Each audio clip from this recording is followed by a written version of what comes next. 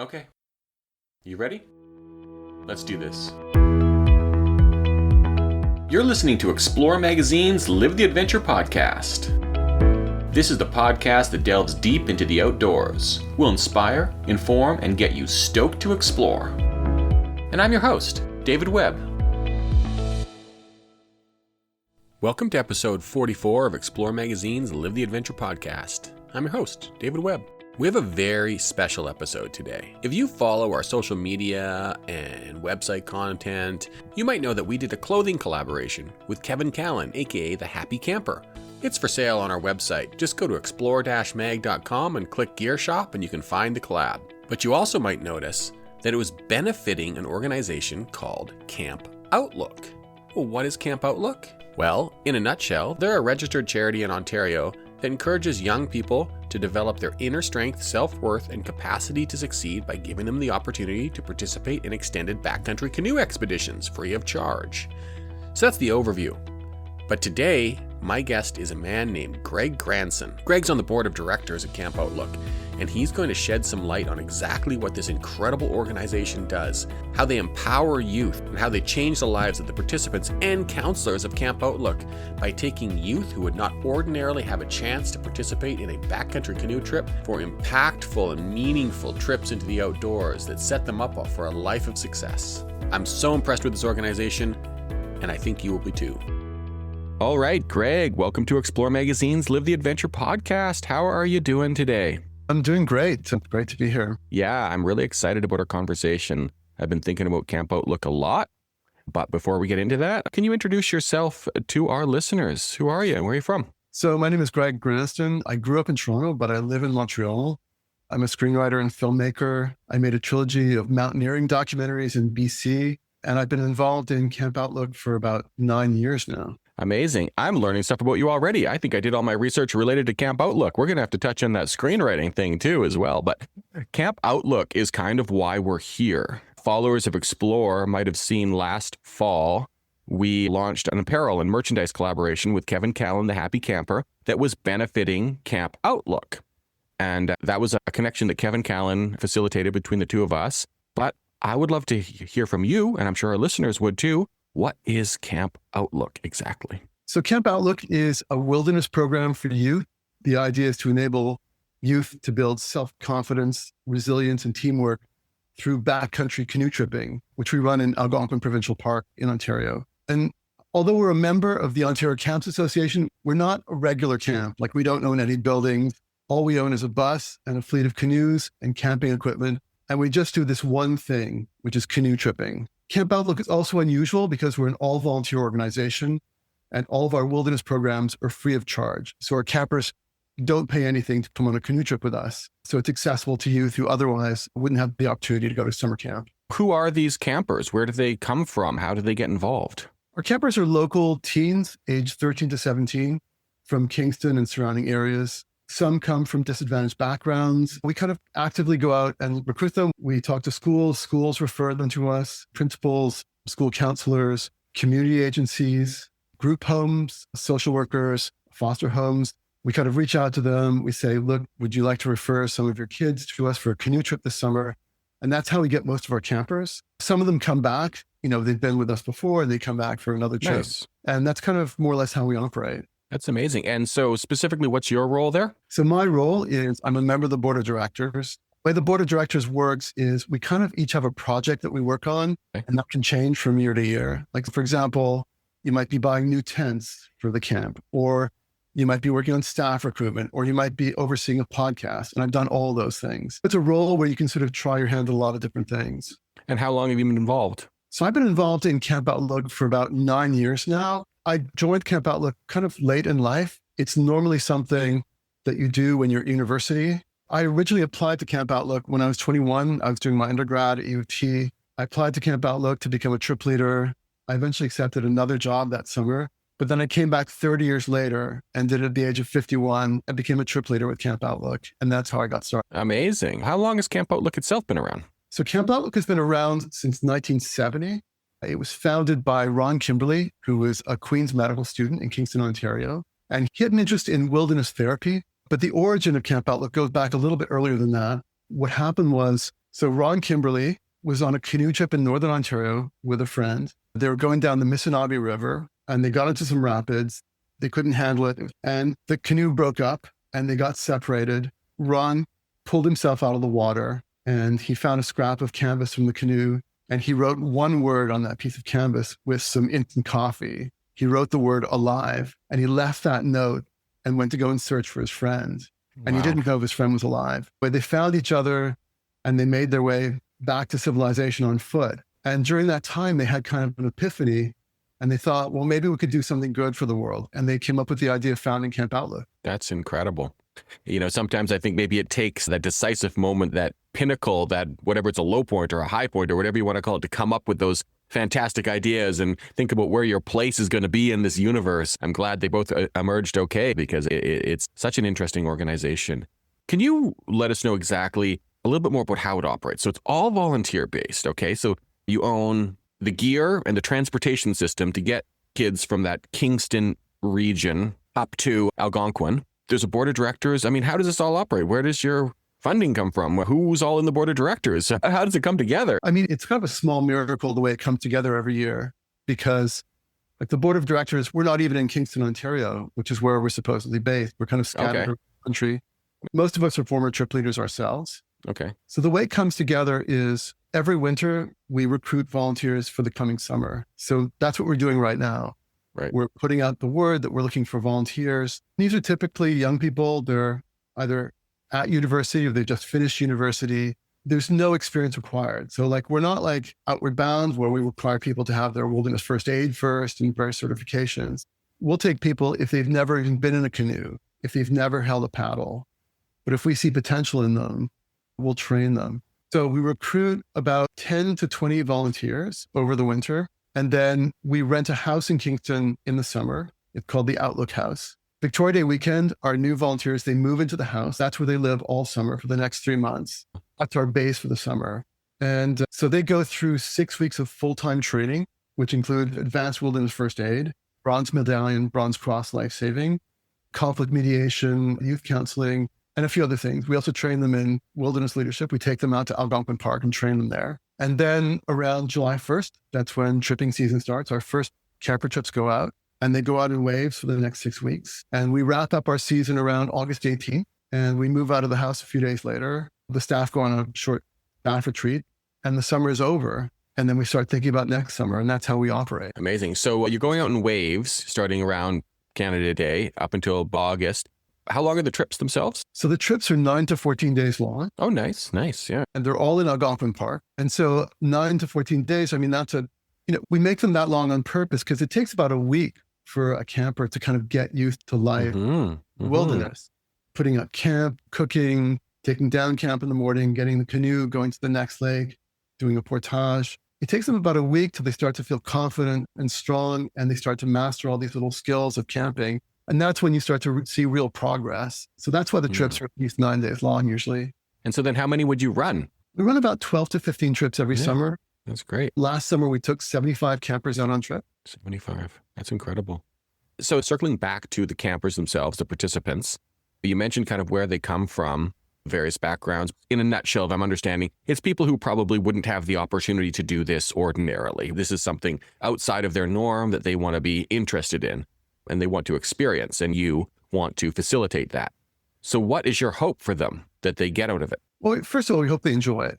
Some of the campers who come to us, they come from kind of challenging backgrounds. They might have background abuse or neglect. And a lot of the adults they deal with in their lives are people who are paid to work with them, like social workers or psychologists or school counselors or sometimes parole officers. And these are people who are, they're kind of trying to fix them. And kids can sense that and they don't like it and they kind of resist it. So when they come on a trip with us, we're volunteers. We're not trying to fix them. We're not trying to make them do anything in particular. We're just trying to create a safe environment where they can enjoy the wilderness. Once they get on trip with us, it takes them a little while to trust us, to get to know us. Once they realize that we're not like the institutional adults in their lives, we're not trying to get them to do something. They kind of relax. They can just kind of enjoy it. And an Outlook trip is a really pretty chill experience. If they want to spend the afternoon swimming in the lake, that's totally cool.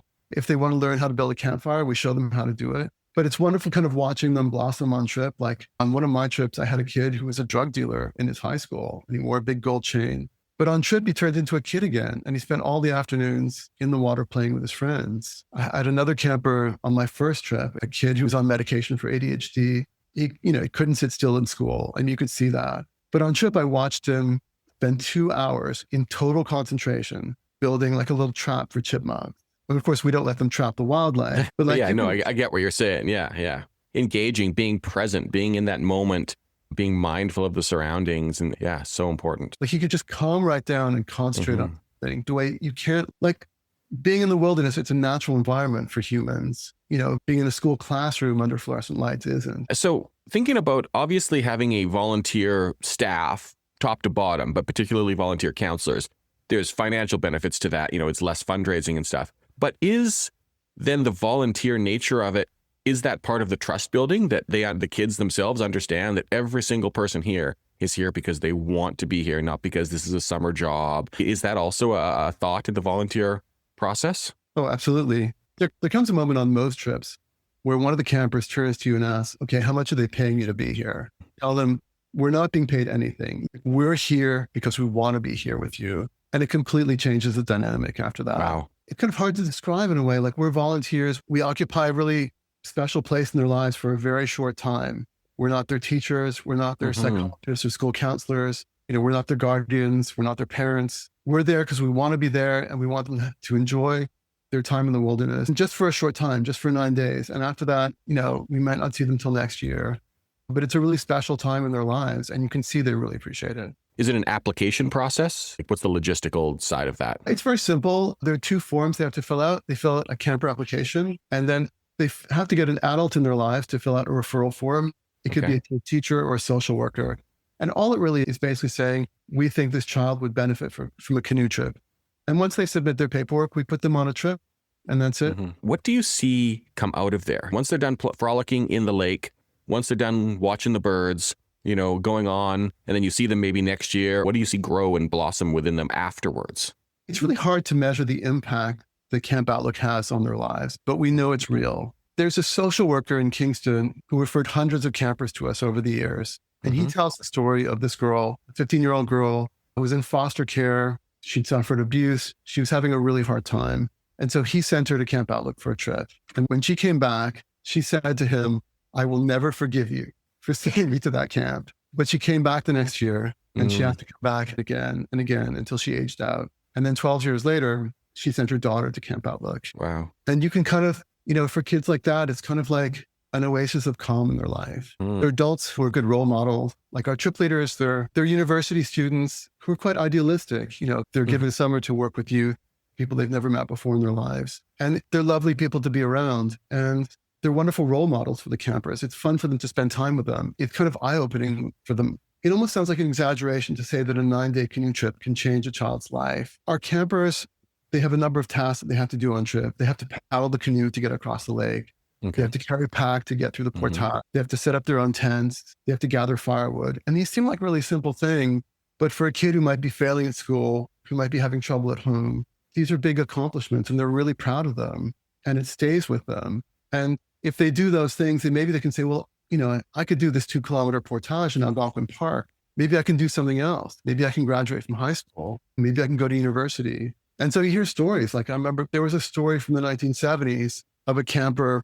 So in the early years of Camp Outlook, all the trip leaders were medical students because it was found by a medical student. And they had a camper on one of the trips. And he was on trip with these medical students. And this camper realized, these guys, they're smart, but they're not that smart. I'm just as smart as they are. And what do you know? He ended up going to medical school himself and becoming a doctor. Yeah, that's so powerful. That's so powerful. What do you see when you get some of these kids who maybe, like you mentioned, parole officers, kids who have been in the justice system, kids who have suffered abuse, some kids from maybe disadvantaged backgrounds or other kids not. But no matter what, this is something outside of the box for them. So when they come, first day, they get in their canoe. What's the reaction overall from them? Are they, what did I do? Why am I here? Good Lord, how do I get out? Or is it different every time? It's different every time. It's different for every camper. Some campers take to canoe tripping like a duck to water. They love it right away. Others, they're kind of wary. They don't know whether, who are these trip leaders? Who are these counselors? They don't really trust us at first. They don't know their fellow campers. It takes them a few days to kind of settle in on trip and realize, I can trust these people. I mean, some kids, for sure, some kids don't really like canoe tripping. We've had a few cases where they'll fake an illness to get medevaced off a trip. For sure that happens. It doesn't happen very often. Most of them will tough it out, even if they don't like it. Some of them like it, but it's too intense for them and they don't come back because it's physically pretty demanding. You never sleep in the same place twice. You're moving from lake to lake every day. It's physically strenuous, but it's incredibly rewarding. I was just thinking about the young woman you mentioned who brought her kid back to Camp Outlook some 12 years later, and her obviously initial reaction was, I'll never forgive you for sending me to that camp. And I think it is interesting because if someone goes out and they take to it like a duck to water, the benefits from that are going to be very apparent probably. If someone comes out and they're nervous, but they get in the groove, same thing. Someone comes out, they're really, really nervous, but by the last 2 days, they're really into it, same thing. It's cool to think that someone could come back and be like, oh my God, I never want to do that again. But then there's probably still some intrinsic benefits that come out of that. And over time, they show up. I mean, I can think of my life, like when I was a kid, about 15 years old, I went and worked on a commercial fishing boat for half a summer. And I hated it. I was like, when is this going to be over? With time, I look back on it as a really valuable experience in my life. It's like that idea of what they call like type 2 fun or type 3 fun or whatever, but type 2 fun, like fun in retrospect kind of thing. That idea of being like, okay, canoe tripping's not for me. I don't want to necessarily do that again, but I learned something about myself. I proved that I can do something. I proved that I can stick through something that I didn't enjoy. Almost maybe even more benefits for the people who didn't take to it quite as well, versus someone who might take to it. And then they're just like, I'm an outdoors person. I didn't even know that. And then they're a counselor and then they're a canoe tripper for the rest of their life. That's great. But it's just the spectrum of benefits is probably quite incredible. I mean, like we get campers who write to us literally decades later and tell us, that trip I did with you in 1973 was really meaningful for me. Wow. It showed me that I could do something with my life. There are a lot of, as you say, like a lot of wilderness moments on trip are like type 2 fun, like the lightning storm that you get through and lightning is hitting, 20 meters away from your group. And at the time you're terrified, but afterwards it's like, my God, I can't believe I got through that. Mm-hmm. I had a trip leader that I worked with in my first year with Camp Outlook, and he had been a camper as a teenager. When he was a teenager, his life was completely off the rails. He was stealing, he was doing a lot of petty crime. And he did Outlook as a camper. He did another wilderness program and he got his life back on track. And now he's in the Royal Canadian Navy as a career. I think outdoor recreation, particularly multi-day backcountry trips, whether it's a backpacking trip or a canoe trip, kayak trip, that kind of thing, has that spiritual benefit of being like, okay, I got through this. I climbed that mountain. I paddled that lake. I did that. Sometimes you can think, well, I trudged the mountains one day for 20 kilometers and did 2,000 meters of elevation gain. So maybe, this public speaking thing that I have to do coming up, maybe that's not so bad by comparison. You know what I mean? Or I really carry that with me myself. So I'm sure the kids do, particularly those kids that wouldn't have had that otherwise, can be like, go back and be like, okay, going to school 5 days a week is actually pretty easy in comparison to a 14-day canoe trip that I did. So now I can go to school, right? Yeah. And anyway, it's just so fascinating to me. But there must be a lot of challenges in each of these trips. It's really interesting to me, again, to circle back that you said when you find the counselors, they don't necessarily have to be experienced. Now, I just would have assumed they were all wilderness trippers, at least recreational experience themselves. So you're probably looking for a temperament, a personality type. But how then do you ensure that's all translating and these trips are actually going to go well? Because if they're disasters, then that's going to do the opposite of what you're trying to do, right? How do you manage that? One of the ways we manage that is through training. So when Outlook first got started in the 1970s, they didn't do very much training. I mean, if you were a new trip leader, they'd take you out for a long weekend to a gravel pit north of Kingston, and you do a bit of canoeing and setting up tents, and then they'd send you out on trip with campers. Since then, we've added a lot of much more formal training.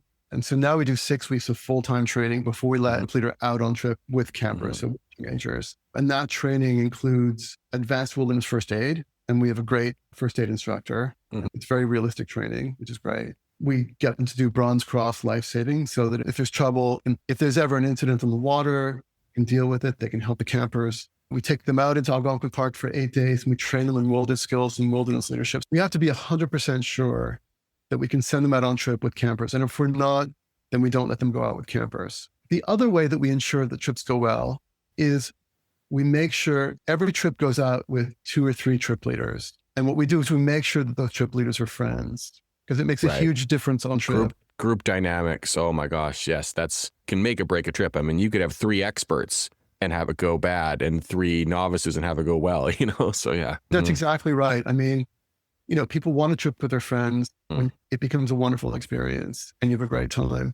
So we're very careful about that. We're very careful about accommodating that. And we're also careful about putting campers together of the same age. If there are 2 campers that don't get along, we split them up into different canoes. On a boys' trip, you want to keep moving because they can get restless. On a girls' trip, you want to make more time for talking. So they're not co-ed, they're split by gender? Yeah, the trips are split by gender. Fair enough. And we'll do simple things like we'll set up camp on an island rather than on the mainland, because on the island, we can let the campers go. Fair enough. I get it. Or sometimes we'll do something very simple, like we'll choose a campsite swept by the wind, and that keeps the bugs off. And that makes your life much easier. Nice, yeah. Does every wave go out on the same route, or how is that chosen? So we let the trip leaders choose their own routes in Algonquin Park. Generally, they have to start at an access point. So that's, where you can drive to on the highway and put the boat into the water.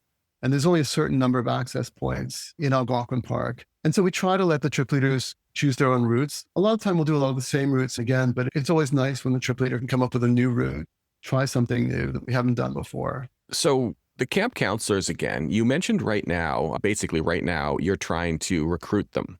And I'm sure you'll have a certain percentage coming back maybe. But so beyond, hey, the listeners of this podcast, what do you do? What's your recruitment process look like?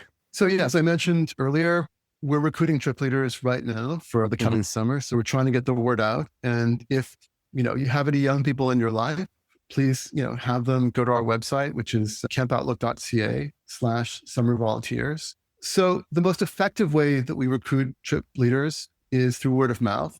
Someone will have been a trip leader with Outlook for a summer and they recruit their friends. They tell their friends, look, this is the best thing you will ever do with your life. It is a life-changing experience, and they'll get their friends to do it. We also post on a website called goodwork.ca, and we get a lot of really great candidates from that website. We also put up Instagram posts, social media videos. We contact university professors and ask them to post about it on their course portals. We go into classrooms at Queen's University and make announcements. We hold events with university outdoors clubs. We have a poster. We did a podcast a couple of years ago. So we kind of try pretty much sorts of different things to try and recruit volunteers for the summer. You do a podcast with me. That's a fairly wide net you just cast. So obviously you're whittling it down. It's been a long time now, but as a university student, what I did during the summer was worked to make money for the coming year. So that's probably a bit of a challenge there to find the people who can actually effectively take the summer off, and they're also students. So how do you navigate that? Yeah, it's our biggest challenge because we're asking people to come and commit to 3 months, and it's you're working full time, and it's not an easy job. It's an incredibly rewarding job. And we give our trip leaders room and board, and the training is paid for. They don't spend any money for the summer, but they don't make any money either. So it's a big ask, especially in this day and age when tuition is so high. Spending a summer as a trip leader with Outlook gives you so much. It gives you leadership experience. It gives you incredible wilderness skills, outdoor skills, incredible stories you'll tell for years, lifelong friendships. All the skills you learn at Outlook and practice at Outlook look great on a resume. It is a big challenge recruiting volunteers. And another big challenge is that Outlook, we pretty much have 100% turnover every year. Okay. So every summer, it's a new group of volunteers. Okay. So there's no institutional memory. So we have to train everyone from scratch every year. Right. I was thinking about that when you're talking about the training, that I was like, I wonder if any of the returning people, do they all do the same training, which I'm sure they would, but I guess that doesn't really come up that much. It's just a fresh batch. It really depends on the year. Like, for example, all of our staff from the year 2024, most of them came back. And so that was really great. 3 of them now are going to be the summer program directors. What it does is that it means that every summer Outlook is infused with a new energy. It's almost like a different organization every year. And that makes Outlook both fragile and resilient at the same time. Fragile because we depend on volunteers, but resilient because every new group of volunteers every year regenerates the organization and gives it like a fresh infusion of energy. And those volunteers from that summer, some of them will come back the following summer and become summer program directors.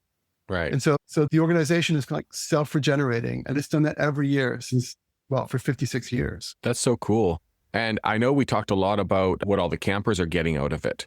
You mentioned a little bit about the counselors and the experience. It's such a great system that they're both getting something, right? Like because they are new counselors. So they're not doing this 3, 4, 5 years in a row or whatever, and maybe becoming kind of old hat at it. But they must, what do you find the counselors? What's the story that the counselors take with them and say, this is what I got out of the experience? Beyond the putting it on your resume, but just really that boost that they might have gotten. What's that? Well, we always say that the campers, they get self-confidence and resilience and the capacity to succeed out of going on trip with us.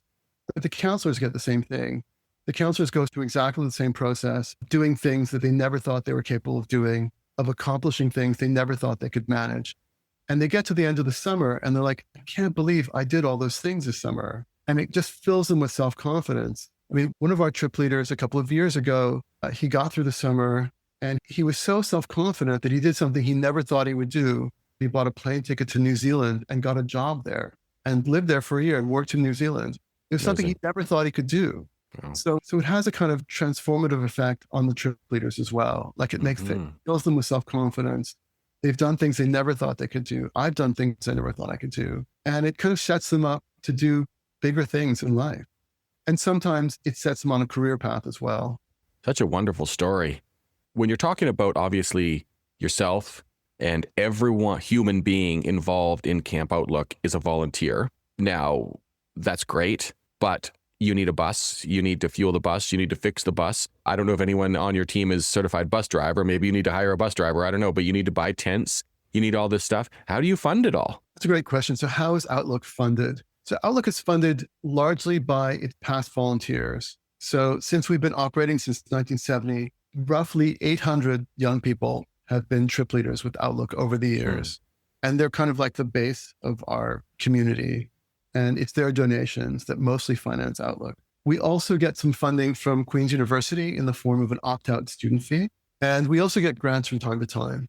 So, sorry, an opt-out student fee? What is that exactly? So an opt-out student fee means that every student at Queen's University pays $1 of their student fee to Outlook unless they tick a box and say, I don't want to do it. So they get the option to opt out. It's nice to know that's supported by the university, though. And such a major university in Canada, obviously. I wonder, so 50 years of this, what's changed in your time there? What's changed over the years with how it's run or the ethos or the participants? Like, going back to when you started to now, what are the main differences do you see? So some things with Outlook really haven't changed at all. Like we're still using the same canoes we had in the 1980s. These are aluminum Grumman canoes. They're built like tanks. They've taken a battering over the years, but most of them are still seaworthy. So they're an incredible piece of equipment. One of the things that's changed is our training's become much more stringent and much longer and more comprehensive. And with the participants themselves, like I immediately think, I'm like, okay, today, phones, social media, things like that. Is there anything different with the kids? Are their needs changing? What does the future hold for Camp Outlook? I'd say the campers haven't really changed that much over the years. I mean, for sure, like we see campers now who are very, very into their screens, but there's no phones on trip. There's no cell phone signal in Algonquin Park. And so unlike campers in previous decades, when they come into Algonquin Park on a trip, it's a change in their lives because there's no screens, there's no phones. So they're kind of getting a break from that. In the early years of Outlook, we used to get a lot of kids from, I guess, the reformatory systems. We get kind of a much wider variety of kids now, I think, than they did back then. So we get kids from disadvantaged backgrounds, from group homes or from foster care, but we also get kids just from normal homes, normal backgrounds, military kids, new Canadians, refugees. And so Mix is a lot more diverse than it was in the past. Right. I wouldn't say it's harder to find kids who want to go on trip. I mean, we still do a lot of camper recruitment. It means we have to reach out to a lot of schools, a lot of teachers, a lot of guidance counselors. But once we, there's certainly a lot of demand for sure. And some years we have more campers than we can handle, which is really terrible. We don't like to say no to anybody. Yeah. So what does the future hold for Camp Outlook? Well, we do some new things. We do a canoe building workshop every winter now as kind of an off-season activity for our campers. And they really seem to enjoy that. And we also have a fall winter camp that's run on the Queen campus. And that's hiking trips and weekend camping trips and skating trips, for example. We kind of want Outlook to stay the way it is because we love it the way it is. We just want it to run better. The ethos is the same as it was in 1970, this kind of ethos of our philosophy of the way we deal with campers. We don't want that to change. We want it to stay free. We want it to stay all volunteer. We do everything we can to kind of keep it going that way. So interesting. I really appreciate you taking the time to educate me and educate our listeners on this awesome camp, awesome program, awesome ethos. So can you mention that website one more time, or any other social media you would like our listeners to know about? Yeah, so our website is www.campoutlook.ca/summer volunteers. If you're interested in applying as a trip leader this summer. We're on Instagram as Camp Outlook. We're on Facebook as Camp Outlook, and we're based in Kingston, but we won't really have a physical presence there until Victoria Day weekend. Anyone would just reach out to the website if they wanted to get in touch with you for any reason. Exactly, yeah. Awesome. Hey, and before I forget, can you tell me about those documentaries you produced or you wrote, or what was that thing we were talking about again with? Yeah, so I've been working in television for about 20 years, mostly as a writer. And I guess about 10 years ago, my older son started to get into rock climbing and mountaineering. We started doing that together. And we started to go and see Banff Festival type films, mountaineering films. And I kind of thought, wow, I think I could do that. I'd like to do that. And through the Alpine Club of Canada, I met a group of climbers who were looking for a filmmaker to film an expedition that they were going to do. Basically, the idea was they were going to recreate great mountaineering expeditions of the past using period equipment and period gear. And they were putting together their first expedition in British Columbia on a place called Bugaboo Fire. Of course. And so 100 years after Bugaboo Fire was first ascended, they went back to climb it again, but using the equipment from that period. So I went along as the filmmaker. And so that turned into a film called Hobnailed and Hembroke. And I did 2 more films with the same group. They're on Amazon Prime. They're ringing a bell. When you mentioned Bugaboo, I was like, oh, I know that. I haven't seen it, but I remember this actually. I'll check it out for sure. I'll watch it this weekend. Awesome. Really cool. So your passion for the outdoors is definitely shining through on that and everything you're doing. Well, thank you so much. I really enjoyed it. Yeah. Thanks, Greg, for joining me on this Friday afternoon, showing your passion and involvement. It's really been inspiring to me. So thanks a lot, Greg, and a pleasure talking to you. Well, thank you, David. How inspiring is that? I think if you spend time in nature and outdoors, you know how impactful it can be to connect and to reflect and to meditate and to come out of your shell and to try new things and to overcome obstacles and have new experiences. And that's what Camp Outlook is doing for hundreds of kids over the years. I'm honored to be a small part of what they're doing. I'm honored to be able to contribute to their operations through the sale of our Happy Camper Exploreware collaboration. Again, available through explore-mag.com. Just click on our gear shop or go to shop.explore-mag.com and look for the Happy Camper Exploreware collaboration. Also, go over to campoutlook.ca and check them out. Who knows? You might end up being a camp counselor, or maybe you or someone you know wants to attend the camp. It's all there. Thanks for tuning in today. I'm David Webb, and hey, live the adventure.